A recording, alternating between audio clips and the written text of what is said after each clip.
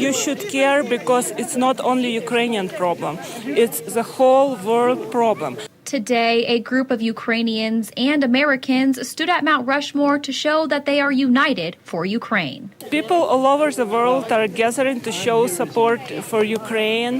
And recently, Obama said, when he was doing his speech, he said this phrase, united for Ukraine, and we all really like it. And as you can see, there were not only Ukrainians, but Americans who support Ukraine.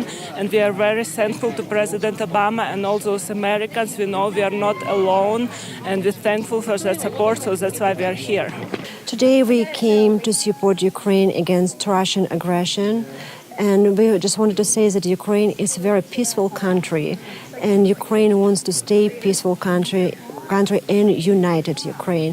And what happens today is Ukraine is 23 years old, or young actually, and we just started our way to be independent. The Ukrainian political crisis began this last November, and now Ukrainians are asking us to stand with them.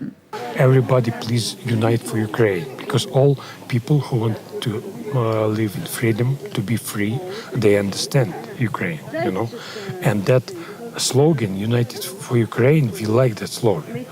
The other thing, sure, we have a lot of relatives left in Ukraine, and we worry about them, putting comes closer and closer, even to the western part of Ukraine.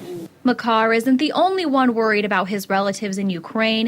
Yulia Grasby, who moved to the U.S. in 2002, says she is American, but her roots are from Ukraine. So I'm started from Ukraine, and my family lives in Ukraine, and it's very, very scary just because every morning my mom wakes up and she goes to the news and just pray there is no war started. And it's very stressful. So stressful that it keeps Yulia on her toes at all times, constantly checking to see if the situation has worsened. In case of the bomb, I'm telling my mom where they need to hide because Ukraine is not prepared for war. So this is personal. It's my family there. They are not safe. And I want to stop. Even though Putin says that he is not going to go to Ukraine, invade Ukraine. But he said there is no Russian troops in Crimea. How you can believe this guy?